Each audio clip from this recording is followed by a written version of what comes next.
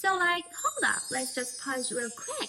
Honestly, I've been kind of stuck on this thought for a while now. How valuable does a 500-year-old pearl actually have to be to go from literally just chilling at the bottom of the ocean to real quartz, and then next thing you know, sitting right there on the neck of one of the most iconic women in Hollywood history? I mean, if you ask me, that trajectory alone, at that point, it stops feeling like jewelry and starts reading more like a storyline. Alright, so picture this with me for a sec. 16th century, yeah, way back. On the surface, looks like a regular day. Sun's out, boats drifting around, that whole Empire era energy doing its thing. But underwater, totally different story. It's dark down there, heavy, and pressure's no joke. This is where, at least from my perspective, the story actually begins. And a slight African diver drops down into the Gulf of Panama. Same water, same routine, and the risk just sitting there in the background. Every single dive, he's basically rolling the dice with his lines. He's gonna go down, hold his breath, and hope his body doesn't give out. From what historians tell us about pearl diving in the 1500s, these men were forced to plunge deep with zero modern gear. Honestly, when you really think about it, this was one of the most dangerous extraction systems in the entire colonial economy. Yeah, that part alone, pretty wild. And then suddenly he comes back up holding something that almost doesn't look real. A pearl.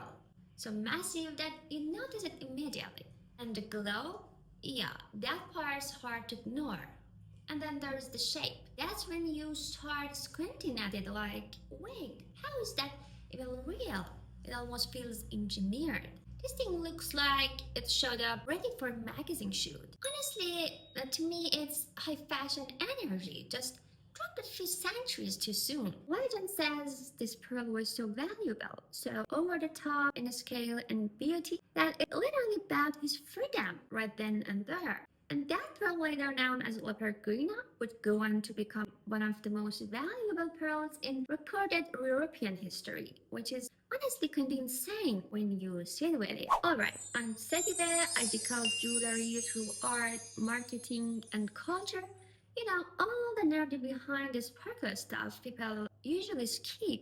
And today, I want to walk you through how one single pearl managed to move from the hands of an enslaved diver to the necks of Spanish queens, then completely disappear for years. Like, it didn't just ghost everyone, only to land right on Elizabeth Taylor's collarbone, a woman whose entire life felt like high drama cinema. So yeah, stick with me, cause the real question isn't just how much that pearl was worth. The real question is, what did that diver actually pull out of the water that day? Alright, so first things first, let me zoom us in for a sec before we get lost in the royal drama and the whole Hollywood glow-up moment, because I think we're gonna get really clear on what this pearl actually is. Okay, we are talking about La Peregrina, a natural saltwater pearl, meaning it wasn't cultured. There's basically no human interference in the process, literally just nature doing its thing. That's what makes it a bit different, and personally, I'm kind of obsessed with that part. Now, let's break it down. Okay, physically, yeah, she's really big, about 56 carats, which I mean for a natural pearl, that's kind of wild. And I don't think people always realize what that actually means. Natural pearls over 50 carats aren't just rare. They're kind of borderline mythical. You know, most natural pearls are tiny, usually irregular. But this one shows up like it already knew it had main character energy. Now let's talk about the shape. It's drop-shaped, pear-shaped technically. At one point it was considered the largest known example of that form in the world.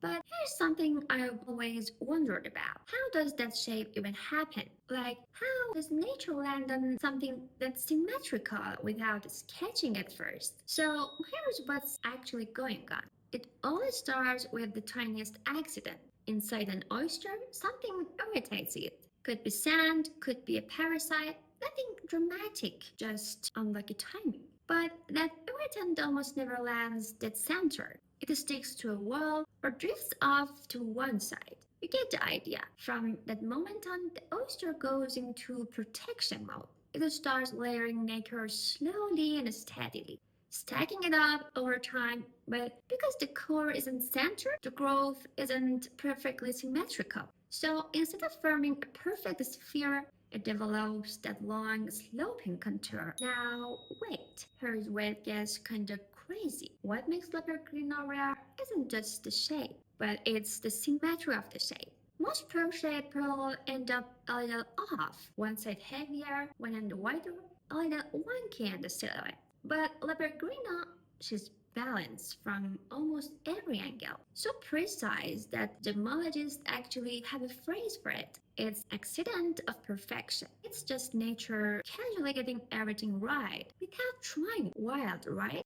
And the surface, same story. When you really look at it, like actually zooming, it feels smooth in a way that almost looks intentional, like it's already been polished. That's not random either. Pearl only gets that kind of finish when the nacre layers settle super slowly, super consistently, with zero interruptions. The process never really got shaken up. Basically, the smoother the rhythm, the deeper the glow.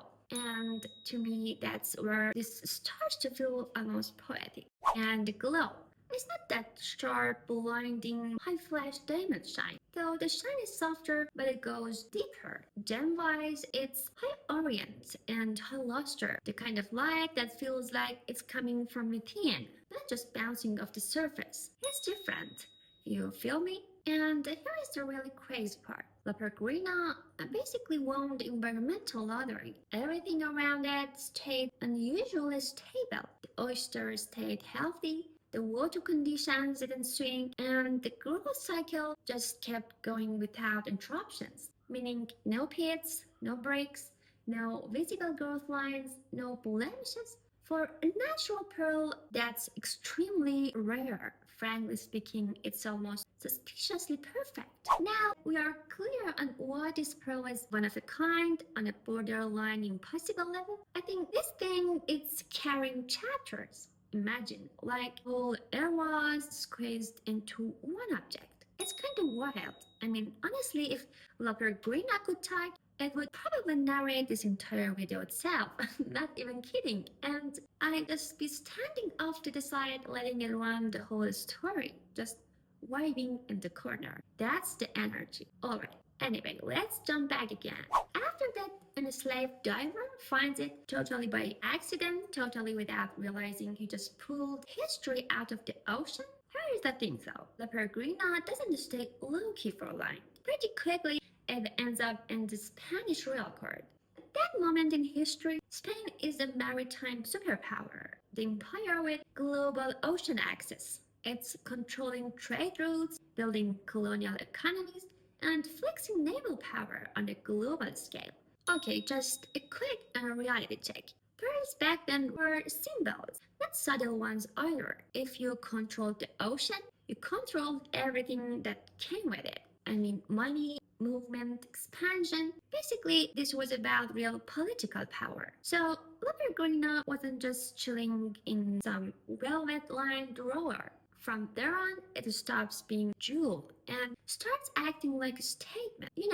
Full empire flex. And here is the cool part. There are some official real portraits, and historians pretty strongly believe Peregrina pops up in several of them, which is kind of insane, wrapped around the necks of queens like Mary I of England or Margaret of Austria. And this face? This isn't a cute little cameo. We are talking almost 250 years. Let that sink in. For 2.5 centuries, it doesn't really move. It stays in Spain and no bouncing around, no owner searching drama. It's like someone slapped a massive tag on it and saying reserved for Spain. And then, yeah, suddenly everything shifts. The empire cracks. Fast forward early 19th century, Napoleon invades Spain, puts his brother Joseph Bonaparte on the throne. But not for long at all. And when Joseph is finally forced to flee the country, here's the kicker. He doesn't leave empty-handed. He takes something with him. Guess what? Yeah, La Peregrina. And right here, this is the switch flip moment. This is where Pearl's whole identity shifts from royal fixture to global wanderer. Suddenly, the name makes perfect sense. La Peregrina. In Spanish, it literally means the wanderer, which really fits. But this isn't random wandering. It's not lost, tossed aside, or forgotten.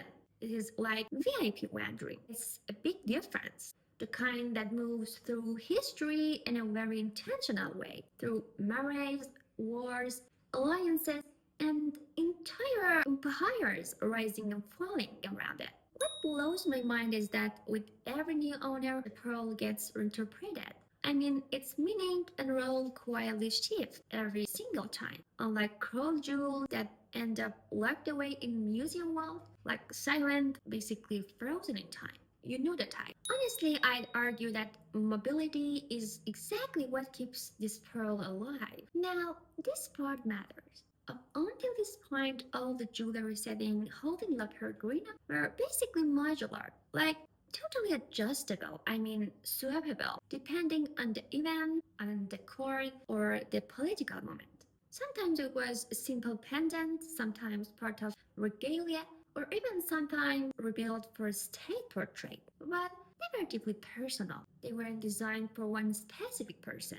You know, they were made with emotion or love in mind, at least not yet. And this is how I see it. La Peregrina doesn't have a fixed design identity yet. Look, the owner changes, setting changes, which means it's still functioning more like a royal relic, something symbolic or historical, kinda official. Is it still something worn just because someone loved it? Not yet. That's the phase we're in. So yeah, hold that thought because we are definitely coming back to it very soon. The real question is when power finally starts slipping away, what actually happens to Jewel that's basically been riding shotgun with empires for centuries? Alright, basically mid 19th century, La Peregrina drifts into the hands of Napoleon III. And yeah, the thing is, he's in exile. Things are messy, everything's kind of coming apart at the seams, and at some point, he decides to cash it out, but with no grand speech or dramatic legacy statement.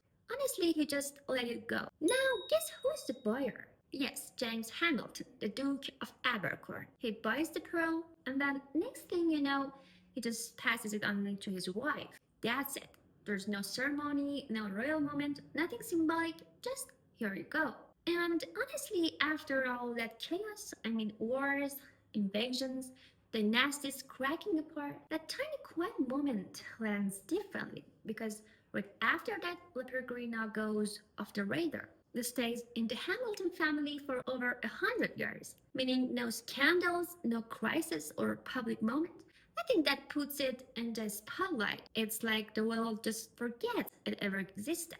Until 1969, Sotheby's, London. Auction rooms packed, collectors everywhere. That buzzy money in the air kind of tension, you know the why. And then out of nowhere, one unexpected guest walks in. Richard Burton. Yeah, that Richard Burton.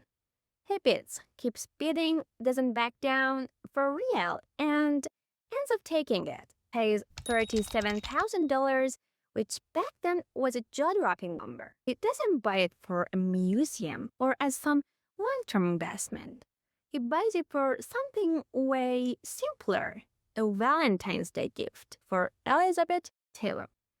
And right there, that's the pivot. Bottom line, after centuries of crowns, conflicts, and political symbolism, La Peregrino takes off its royal coat and walks into Hollywood, a space driven more by tension and glamour than by empires. Honestly, personally, from where I'm standing, this is the first time the pearl isn't representing a nation or a dynasty. It finally becomes personal. But even all of that, honestly, it's still just history on its own.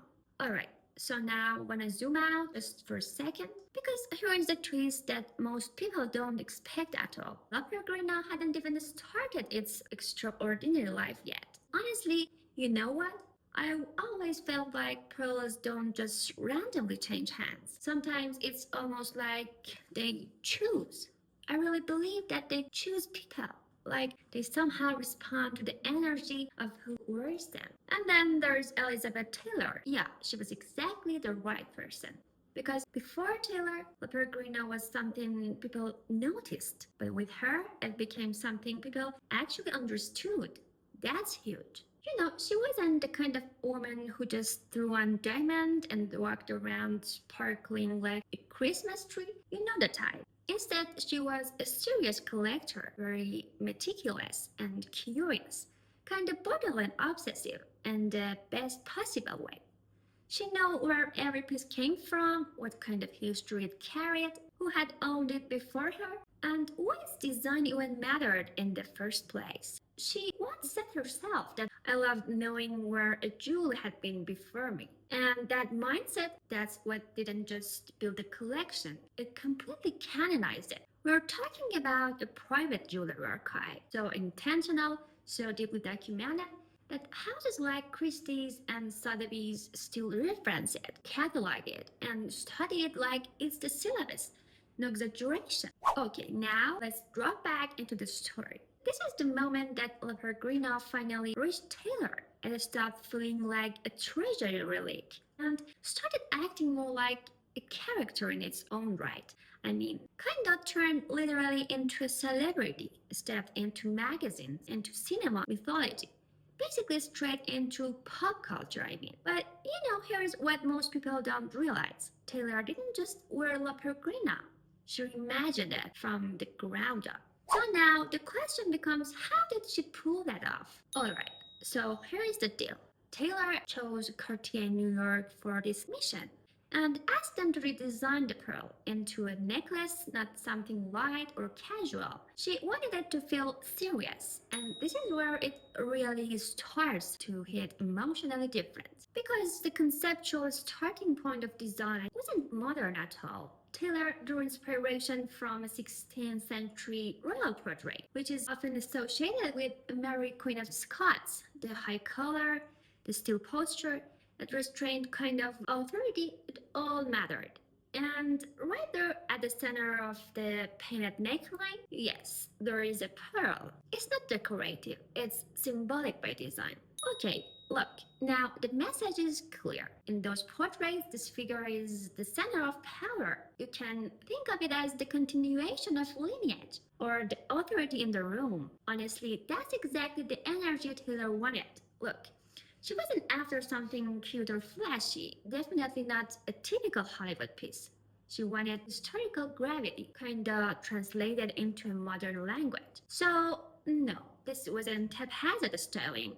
It was conscious reinterpretation. And let's pause here. Who else could even complete this mission?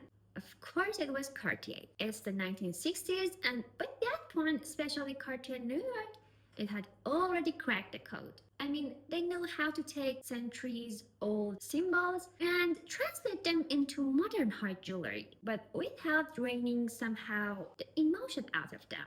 Okay, just a bit of context because it matters. Cartier was one of the houses that took Art Deco from an art world movement and turned it into a global visual language. Cartier knew how to make the past feel present, but without it ever feeling dated. So yeah, if you're trying to take a 16th century royal symbol and make it speak fluently in the 1960s, there was only one house that made sense, and it was Cartier. So Taylor placed the portrait in front of Cartier and basically says, this. This is the essence. This is the spirit. No over-explaining and no messy mood boards. Just a single reference packed with history. So guess what happens next? Right here, this is where Al Durante enters the story. Head designer at Cartier New York, and someone Taylor trusted deeply. It's pretty clear that Durante's role wasn't just design, it was translation. That's the word. Let's say he had to take her emotional intensity, her obsession with history, and her romantic symbolism, and channel all of that through Cartier disciplined visual language. Well, Taylor didn't want a static museum piece. She wanted it feminine, something which is alive. And of course, most importantly, it had to be wearable. I mean, something you could actually fasten around your neck and walk out the door in. Well, from a design perspective, Durante got it. Everything matters. The way it hangs, how the weight is balanced, how the stones are scaled and placed, even how the pieces move together.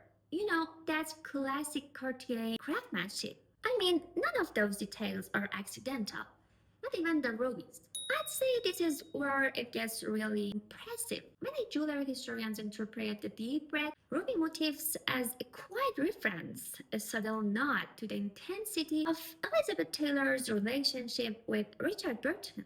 Honestly, to me, that interpretation feels exactly right. I mean, Durante didn't just redesign a pearl for the first time. He made a royal relic feel human, part of someone's love story. Alright, so let me ask you something real quick. What actually makes this necklace work? Because once you strip away the legend, the celebrity, and all the history around it, basically what you're left with is its design logic. I mean, real design logic. So now here is the real story, the actual thinking behind Elizabeth Taylor's La Peregrina necklace. From the very first sketch, Cartier set one rule, and it was non-negotiable. This necklace could not be loud. No look at me energy, no visual clutter. The whole point was restraint, a sense of controlled elegance. So the entire layout had to feel instantly readable. In other words, like one glance and your eye already knows where to go. Make sense? I mean, right there, the focal point. Think of it as the gravitational center of the entire composition. Yes, I mean La Peregrina. Everything else deliberately stepping back. Not because those elements don't matter. They absolutely do. But, they just have a different job. This is hierarchy, kinda like an orchestra. You know, right? There is a lead instrument and the rest don't compete with it. Instead, they build depth, kinda set the rhythm and open up space. And here the lead is not up for debate. The real star is the pearl, not the diamonds or the rubies, not even the secondary pearl strands. Period. In high jewelry terms, this principle has a name. It's visual subordination. And honestly, from what I can tell, Cartier nails it. Okay, look. Here are two primary strands of natural pearls from the structural spine of the necklace. These act as pillars and compositional anchors. What that means is stability. That's the point. They kind of bring poise. I feel like they give the necklace that classic composed feel, but then balance. From a structural standpoint, to manage the weight and help the necklace sit naturally on the body, Cartier introduces cultural pearls in very specific positions. Placed with real intention, I mean. They open the composition just enough, make it feel fuller, more dimensional. Makes sense? But it stays restrained and unmistakably classic. I'd say we are firmly in serene territory here. And right when everything feels almost too still, Cartier introduces movement. This part low-key genius, not even kidding. Within that orderly base, they weave in some flame-like scrolling motifs using diamonds and rubies, not as decoration, but kind of rhythm. You know, these shapes kind of break the stillness. They create a gentle flow and guide the eye naturally straight toward the pendant. And the framework holding everything together, platinum and white gold, metals that don't announce themselves or add color. They don't pull focus at all. Their job is simple: stay invisible and carry the light. Kinda optimize reflection, nothing more. And now you're almost at the center, almost there. But something was still missing. Something like life, don't you think? So Cartier brings in color. Now look, it's getting more and more impressive. That combination, I mean pearls, rubies, and diamonds, they're one of Cartier's historical signatures. It's literally classic triad. Think of it as bringing contrast, balance, and personality into the design. But here here's the key thing. Neither the ruby nor the diamond is ever allowed to dominate. Of course, they set the tone and give energy, but without ever stealing the scene. Okay, the rubies. Rich, warm reds with controlled intensity. They're bold, but never loud. That contrast by design is completely intentional, by the way. And the diamonds? Not that, ultra modern razor sharp sparkle. None of that. Instead, more like soft glow. I'd say a light that basically gives the whole composition room to breathe. Put simply, the rubies and diamonds function like supporting actors, not leads. Think of them as accent stones. They exist to make literally one thing absolutely clear. The main character, one single pearl, is the most important object in the room. And honestly, this is where Cartier of all houses pulls off something most houses never quite manage. Look, they let the pearl basically be brave enough to just be itself. You know, that's why this necklace becomes more than high jewelry, way more. It kind of becomes a conceptual bridge. Think about it between real formality on one end and modern personal expression on the other. Because to me, this piece isn't just beautiful, it's narrative jewelry. Basically, a dialect between historical language. I feel like it kind of borrows that balanced, kind of centered composition, that quiet symmetry straight out of Renaissance revival design. You feel it, right? Then you start noticing the Spanish Baroque influence. I mean, the emotional charge, the love of movement, and those scrolling expressive forms. And finally, I hit the 20th century high jewelry mindset, which basically said, look, this has to be wearable, personal first and foremost, and kind of expressive. Not a museum piece, but something live. Somehow, here is the magic Cartier literally holds all of that at once. I mean, all of those eras and sensibilities held at the same time. They turned the pearl into medium, a vessel for meaning. A way for 500 years of identity, culture, and memory to actually speak out loud. Yeah, when you see it that way, it really does hit different. Now, tell me, where do we actually see the impact of this necklace? Because if you zoom out, you don't even have to look that hard. Just look at what happens to high jewelry after the 1970s. Yeah, this shift is kind of impossible to miss. I mean, the client changed, and with that, the market's entire definition of value changed too. Suddenly, it wasn't about owning something impressive anymore. It was about choosing something that felt aligned, and that's a big deal. Alright. Jewelry stopped being made primarily for courts, aristocracy, or inherited titles. They started being made for individuals. I mean, people who cared about self expression and identity. Meaning, what a piece said about them, not their family tree. They kind of prioritized their own taste. And as court culture slowly faded out, personal stories stepped in and filled that space. Now, to be fair, La Peregrina wasn't the only force behind this shift. But, it became one of the clearest, most visible case studies for how pearls began carrying personal narrative. This is the moment when the pearl kind of stops being just formal and instead starts working as a storytelling medium. And I'd say when you zoom out, that transition sits right at the core of 20th century pearl history. Okay, look, among others, aside from Cartier, let's take Van Cleef and Arpels, for example. They were very much part of the same movement. I'd say they didn't discover storytelling, but they were already building fantasy worlds back in 30s and 40s. Ballerinas, fairies, flowers. I mean, a poetic language had been fully formed long before narrative jewelry was even a phrase. After the 60s and 70s shift, what changed was the role of pearls. They moved from a formal classic vibe to symbols like moons, drops of light, quite emotional beats.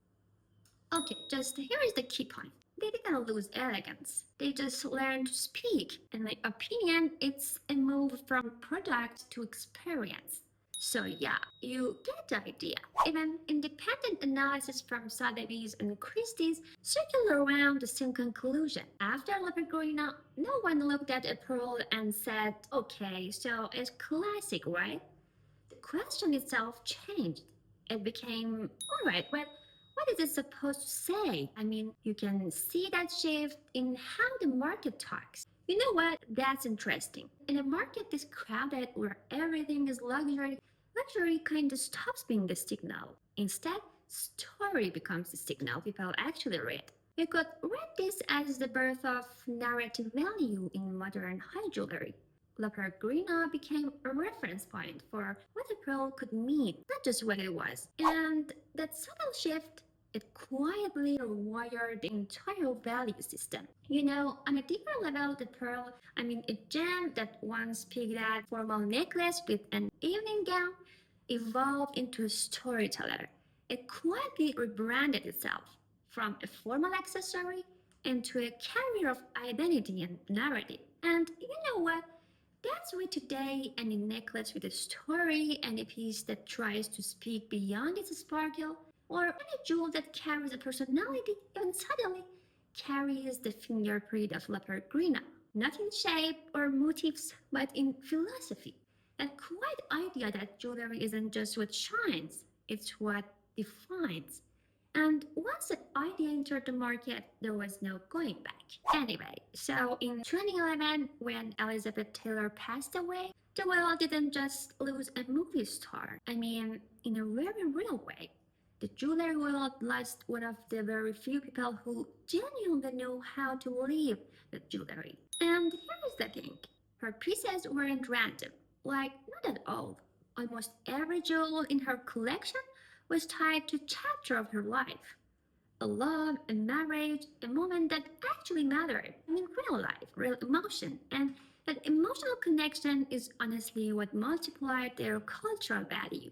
Because once a piece carries memory, once it carries feeling, it stops being just an object. It becomes something else. And the star of that entire collection, no question, the necklace with La Peregrina as its beating heart. But you know, after Taylor's death, La Peregrina went quiet. No red carpets or camera flashes, almost like it needed a space. Until later that same year, when Elizabeth Taylor's jewelry collection went to auction at Christie's. And when the gavel finally fell, La Peregrina sold forever $11 million, one of the highest prices ever paid for a natural pearl at auction. And here's the part that really matters. Forbes pointed something out afterward that kind of reframed everything. The value wasn't just the materials, the rarity, or even the craftsmanship. It was the story, mythology, the life that La Peregrina had lived.